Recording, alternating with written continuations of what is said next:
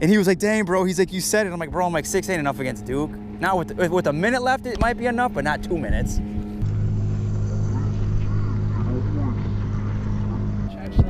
Oh, yeah. Oh my gosh.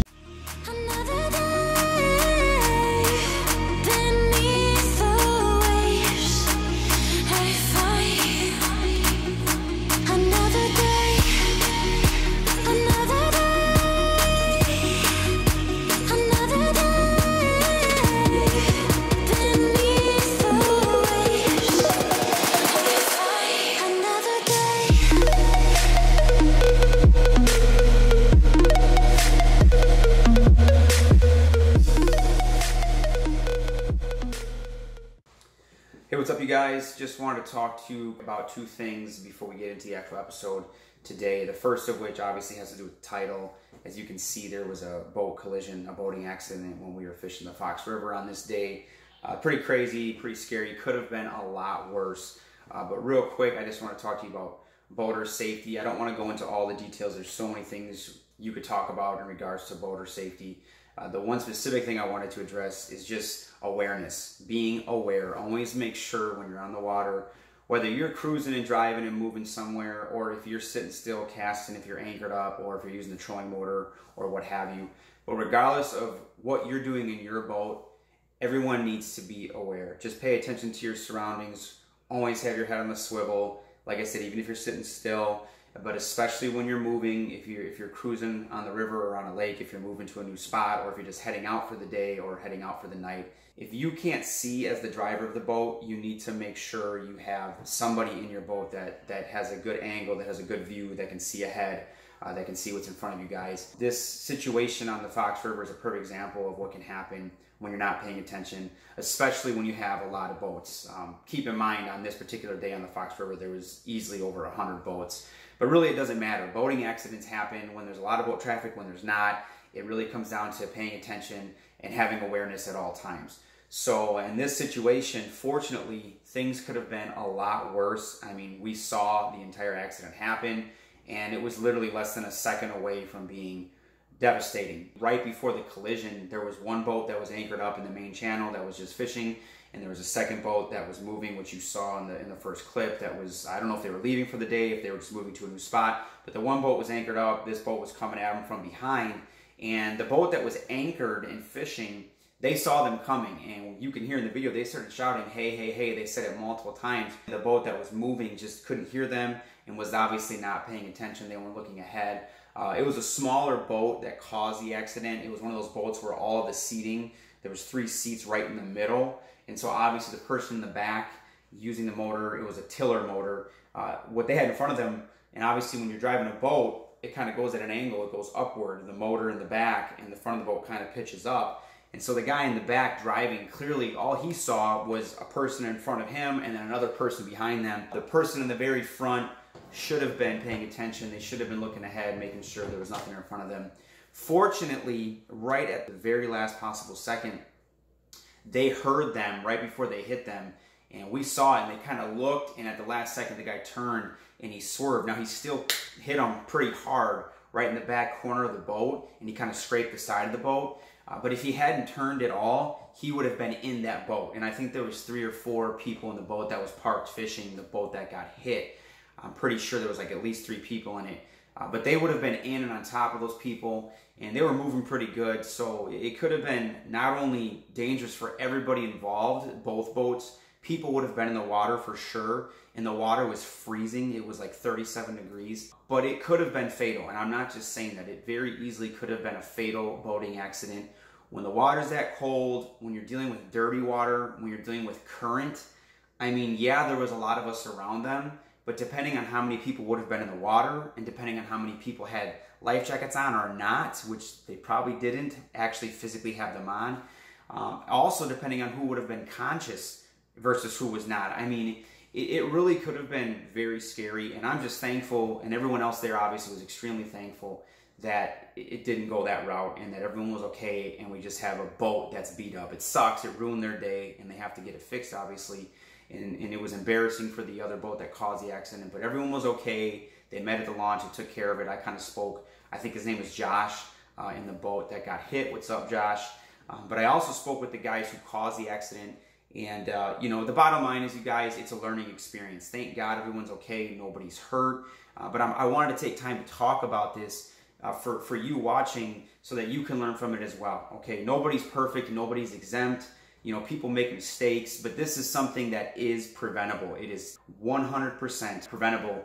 Yeah, you just need to make sure, like I said, remember this word. If you remember anything I said, awareness. Always make sure you're aware when you're on the water, in a boat. It's on you to be responsible if you're driving a boat, if you're fishing in a boat. It's on everybody that's out there enjoying the lake or enjoying the river. We all need to be accountable and be responsible for our actions. You know, fishing is fun, but being in a boat moving fast can be dangerous. Okay, bad things can happen. Bad things do happen every year across the country on lakes and rivers everywhere.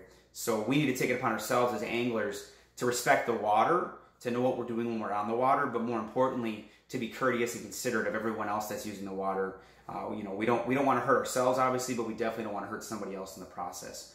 So that's the first thing I wanted to say, is just be aware, have awareness whenever you're on the water in a boat. Be careful. And again, thank God, I'm glad everyone's all right and nobody got hurt and nobody died, because that stuff does happen. The second thing I want to talk to you about has to do with actually fishing, okay, and what happened on this trip up to Green Bay.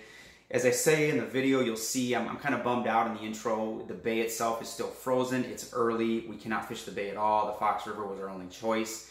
And I don't really prefer to do that. I like being on the bay. I like being able to move and explore and find fish, and you can stay away from the crowds. But, you know, it is what it is. We had to make the best of it. I had the day off from work, so I was going to fish. You know, and it was my first trip of the year, so I really wanted to go walleye fishing. And I'm glad I did. You know, we got into them. We caught some fish.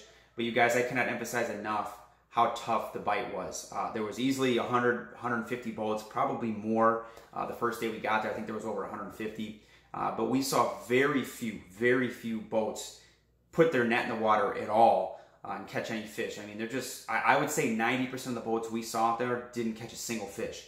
So the bite was really slow, and we knew from the get-go that, number one, we didn't want to be by the crowds. And so the first thing I said when we launched the boat was, I said, I don't care what everyone else is doing. It might be working, but I want to be away from the crowd. I want to go and explore. I want to figure out something. I just kind of want to do our own thing. Even if we're not catching a bunch, I just want to enjoy the experience. And I just like, when I'm fishing, the experience of the scenery, being in God's country, the whole package. I like to catch fish, obviously, but for me, catching fish right next to a bunch of boats isn't as fun as kind of having a spot to your own, you know, figuring out the bite, challenging yourself, and trying to see if you can make it happen. So I told my buddy Hank and my brother Juan, who were with me, I said, we're going to go do something different.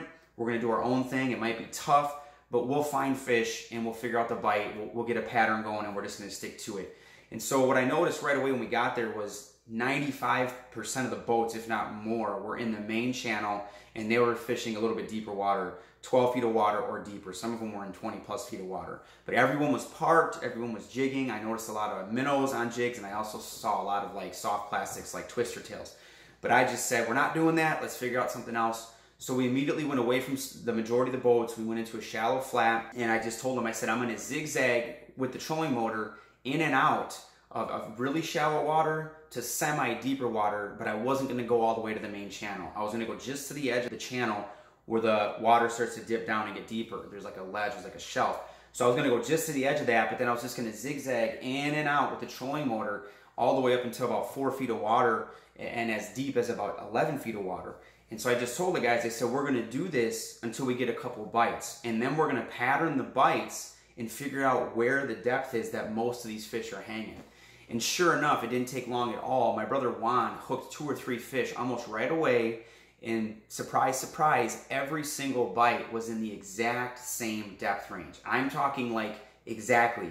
I'm not talking like a half a foot difference every time. I'm talking on the exact depth that the depth finder was telling us. Every bite was in that range, okay? And it was obviously shallower. And so right away after his 3rd bite, I said, dude, and I think he caught 2 of the first 3. I said, that's it. That's the pattern. He was throwing a rip and wrap. He was jigging it up and down. And I said, we've got the depth down. The fish are holding in that range. I'm going to keep us here the rest of the day. So that first day in the morning, it was still kind of slow. We caught, I think, 4 fish right away. I got a nice fish jigging a soft plastic like a rip and wrap. I was just mimicking what my brother was doing, but with a soft plastic, and I caught a nice fish on it. Unfortunately, I don't know if I didn't record it or if I deleted it on accident. I don't know what I did with that fish. It was a really nice lower 20-inch fish. It was fat, female, full of eggs. But we caught 4 in the morning, and then it got kind of slow. We had a few bites, but it was slow. We didn't catch any more, so we decided to take a lunch break.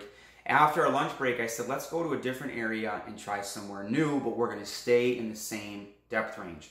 So we went a bit of a way upstream, pretty far away from our initial spot where we caught a few, where we caught 4. And when we got upstream, there was just more and more boats. It was so crowded in the main channel. It was unbelievable. But I just said, look, nobody's in shallow. Nobody's in that depth range that we were fishing. We're just going to do drifts. We're going to let the current and the wind push us down, and I'm going to keep us on the trolling motor. We're going to stay on this line, and I'm sure we'll run into some fish.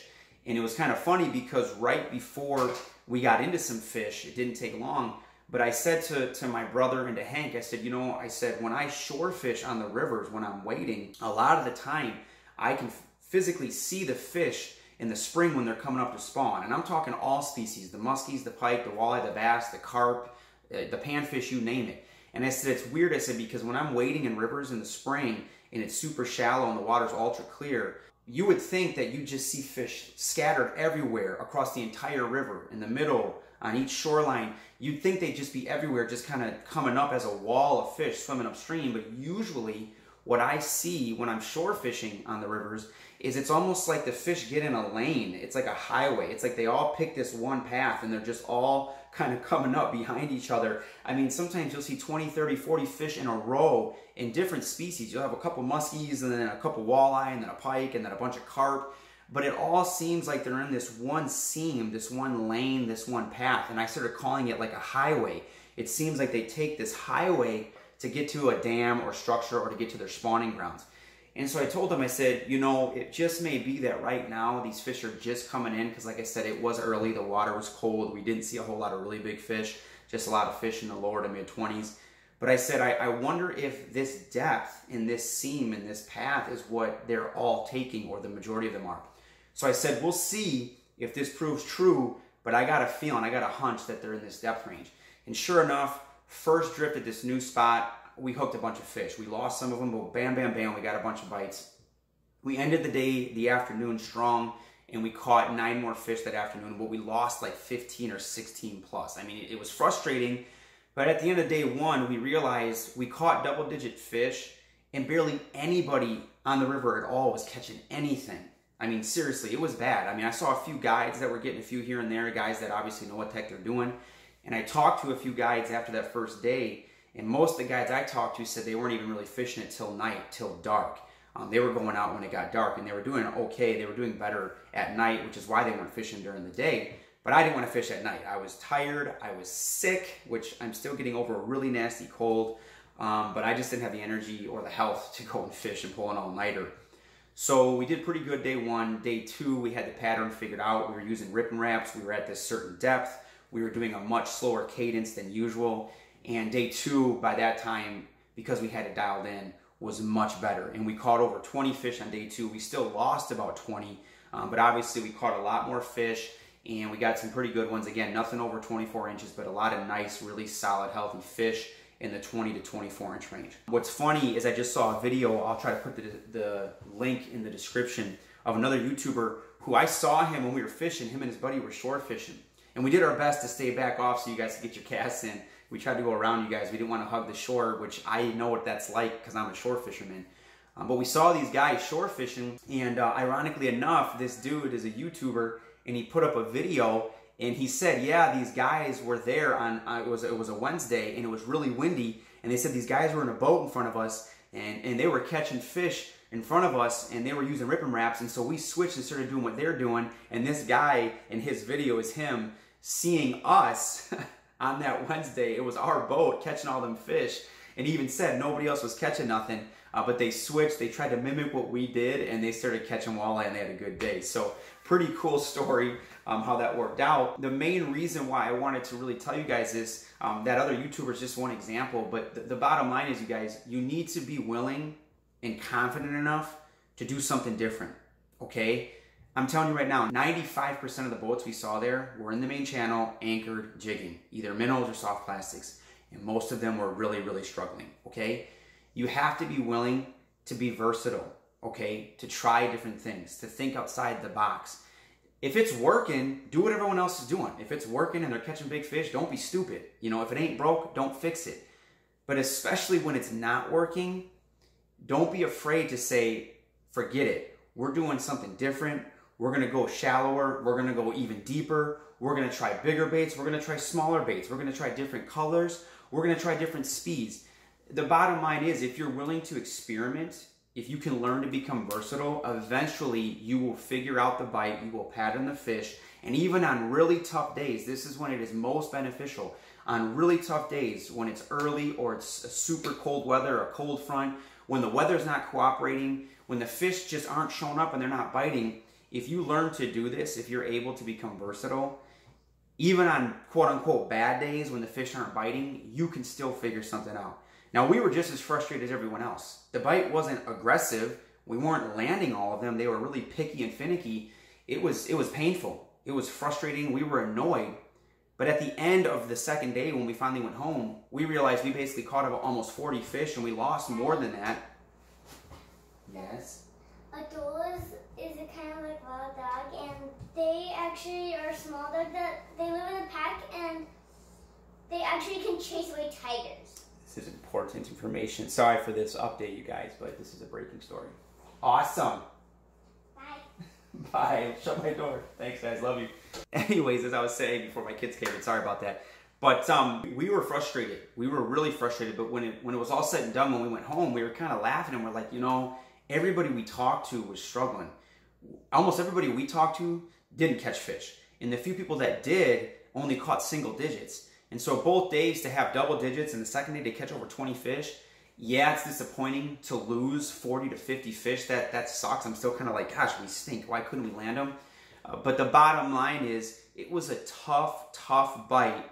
But fortunately, because we were willing to try something different and we were experimenting, we figured out the bite. We got on a pattern. We had a good trip. It was my first trip of the year. We caught a lot of walleye, a lot of nice walleye, nothing really big, but very quality size. They were 20 to 24 inches, most of them, and had some serious girth on them. And we had fun. You know, it was really windy. It was cold. It just wasn't a great weather trip, and the fish weren't cooperating. But we left saying, wow, we caught more fish than we probably should have. And if we had done what everyone else was doing, you guys, we wouldn't have caught squat. We would have been just like them, scratching our heads saying, where the heck are these fish and why aren't they biting? So, you know, just wanted to encourage you guys and challenge you to do something different. Don't be afraid to try something different. And if you want to become a better angler, you need to become versatile, okay? So the 2 points I made that took me like too long, 15 minutes or something, I apologize. Remember these 2 words: awareness when you're on the water and versatility when you're fishing. So that's it. I probably should have just said that. You probably would have got the point, but it wouldn't have been as fun. And thank you for your patience. So without further ado, you guys, remember, awareness when you're on the boat, when you're on the water. Learn to become versatile. You'll catch more fish. So enjoy the video, guys. Leave in the comments if you were there, if you saw me, if you were fishing the Fox River. Let me know how you guys did. Let me know if you're going up there. Let me know what it's like now. I haven't been there in about a week. Let me know if you ever had any experiences in the water with accidents or anything like that. If you got any tips, any advice, throw it out there. The more information we can share, the more we can help each other out, the safer we can keep the water, and obviously the more fish we can all catch. So thanks as always, you guys. Enjoy the video and just keep casting. Hey, what's up, you guys? So I did not bring my A game when it came to doing the intro for this video today. My apologies. But I got up at 2 a.m. I've been on the road for 2 hours already. Got my brother Juan with me. We are heading up to Green Bay to meet up with my good friend Hank to do some walleye fishing. And like I said, I was tired. I only got about 3 hours of sleep. And just totally forgot to do an intro when I was leaving my house and packing up my car. So we are almost there. We're just making a stop real quick right now. Get some coffee and whatnot, get some breakfast. But we're a little bummed out where we want to fish on the actual bay itself. The bay is iced up. It's totally frozen still, which sucks. 2 years in a row now this has happened to me, but it is what it is. We're going to be stuck in the river. Still going to, I'm sure we'll catch some fish. Still going to have a good time, but hopefully we can get some big ones. So stay tuned, you guys. Here we go, Green Bay walleye.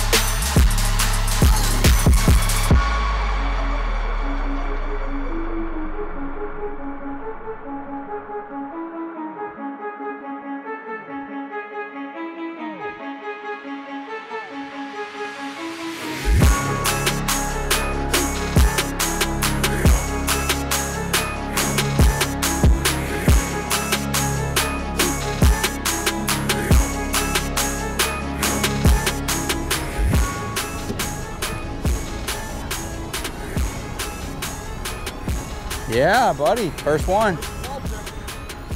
Sure, I gotta film this. I'm gonna have to worry about my...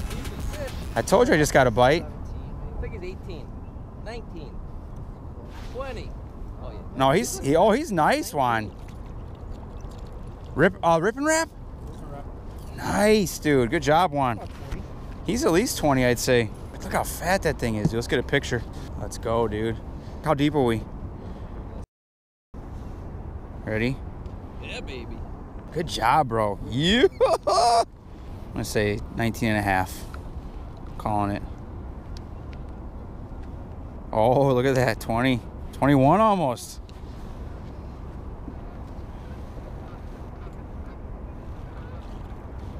Let's go. Hank, you got the net? I got the net. Well, that one's running. It's on the net. I don't think that's... It is. He over pursued it. It's another good one, dude. It's chunky, man. Gosh, they're so pretty, dude. Look at that. What are we in? All right, one more, and I'm switching, Juan. It's about the same, maybe a little shorter. No, look at that. He's almost 20. He's almost the same, dude. Look at that. He's the same. He's a twin. He's like a exact. Shorter almost. Dude. Oh, No, dang. that load up. That sounded good. I was watching. Hey, how deep? How deep? How deep? That's in a line. Okay. That looked good, dude. Beautiful. He was taking out drag while he was kind of sitting there. You weren't moving him a whole lot. Yeah.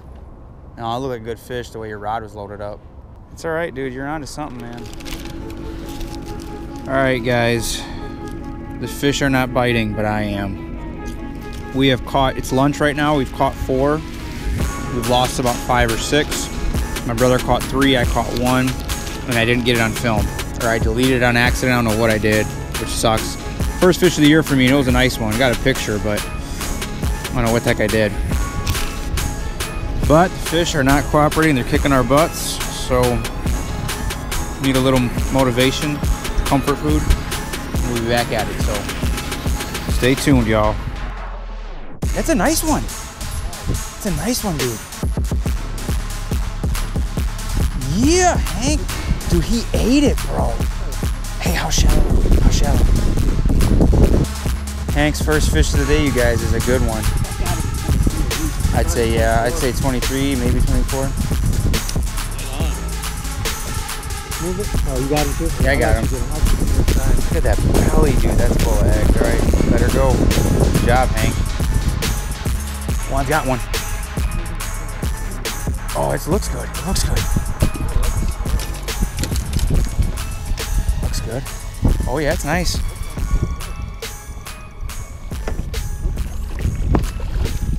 Number 5 for Juan. Dude, he is fat. He's 21, 22. He might be. I told you I've been getting him really slow. Look at that fish, you guys. Look at how fat. That might be the fattest one today, dude. Look at that thing's belly.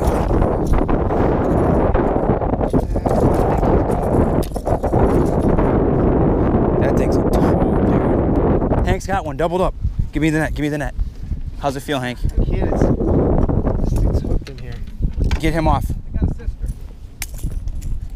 It's small. Oh, you can lift it up. You can lift it up. I can lift. Doubled up, you guys. Just be careful, don't snap your line.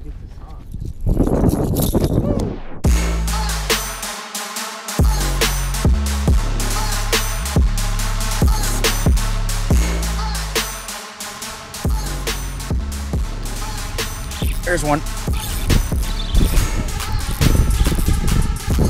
It feels decent. It feels better than the last one.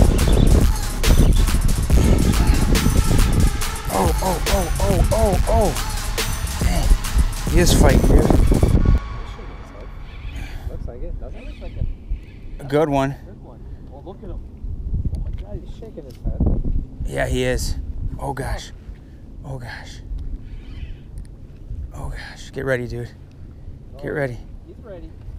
Get ready, dude. That's got 24. Oh gosh. Maybe bigger. Wait. Ready? No, he's like yours, dude. He's like yours, dude. You think he's smaller? They look so big in the water. He look enormous in the water. He's like the same as yours. I'm not even kidding, dude. Oh, he might be bigger. Yeah, he. A little bigger. I bet he's 23. Yeah, I'm gonna get a picture of this one. Pliers. I bet you this thing's 22, dude. 23 maybe. I bet it's close to 23. Let's say 22 and a half. All right, guys, my second fish. Well, one got off right at the boat, but maybe it might be the longest one today for us. Let's see. Oh, let's go. Oh, I see what you're saying. Look at that, dude. 22?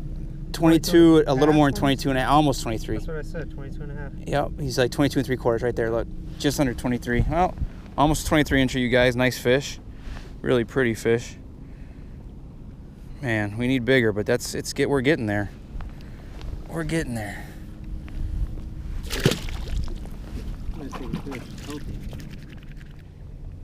So there's definitely something going on in this corner. It's funny because I bet you there are some up. Oh, there's another one. Another one. Smaller.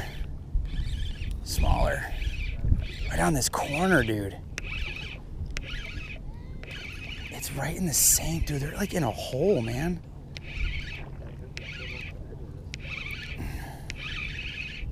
I think it's pretty sure it's smaller, you guys. It might even be hooked funny. Yep. He's not bad though. He's hooked just fine. Not bad size though. No, still fun. Dude, they're over here, bro. All right, guys. Oh, and he's off. Oh, look at him, dude. Look at those teeth, y'all. All right, guys. Got another one. Really, look at how fat that thing is, dude. That's a pretty fish. That is a pretty fish, you guys. Yeah, he's probably 19. Look at that dorsal fin. Man, that is a beautiful fish, you guys. We're on to something, so I'm going to let this one go. You guys probably 19. Might go 20. Nice fish, though. We're on to him. Sweet. No. That last one was pretty. Like half hour. Uh-huh. Dang, my bait's fouled up. Come on, right on the cast. Right on the... Yeah, on the drop right away. I think it came free, though. There's one. Little. Don't worry about it, little. You see how I got him off of my fouled up? Look how little that one is. That's funny. Oh, who's this? Hank? Oh, yeah, I like it. Oh, calm down, buddy. All right, you guys. Number 4 for me, smallest one by far of the day. Still pretty. That thing is little. Baits. Hank's got one. Yes, dude. Look at that. How's it feel? It feels very good. Come on, net. Mine's way out there. Is yours too? Yeah. I got one too. Oh my gosh. I got it. Oh my gosh, dude. Oh my gosh. Get Hank's quick. He's much closer. How deep are we? How deep are we? Nice. Oh gosh, mine feels good too. Follow him one.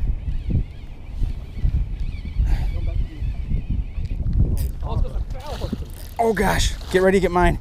Get ready. You got to do both. You got to do it now. You got to do it now. Dude, mine feels good, you guys. We need to hurry. We need to hurry. Just open your spool and do it with the bait in there. Just open your spool. It's here. It's here. This one feels good. Either that or he's foul hooked. Oh, over here. Over here. Over here. I think he's foul hooked. No, that's a nicer size.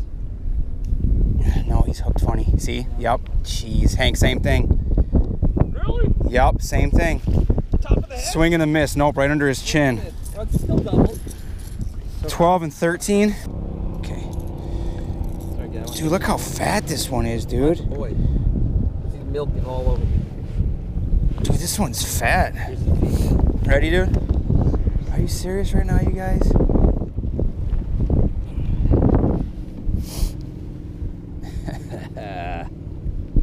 All right. Hey, hold yours up sideways more. Hold on. Flip my hand. Grip. There you go. You got him? There you go. Perfect. Okay. All right. Dude, that's nice. That one's probably 20, dude. That's probably about 20, you guys. Maybe 21. That's 12 and 13. 15. You know what? I keep running it over and over is Chad Schlager. Oh yeah. Oh my gosh. Dang, dude. All right, you guys. This is why you have to be safe and always pay attention to what you're doing. That little Lumacraft driving away, you guys, just hit this blue and white boat. It's a Crestliner. They were yelling for about 50, 60 yards at this boat, and they just were not able to hear them. Dang, you guys. You got to pay attention, especially when there's this many boats out here. There's hundreds of boats out here. Just want a lunker, dude. All I need is 11 pounds. Is that too much to ask?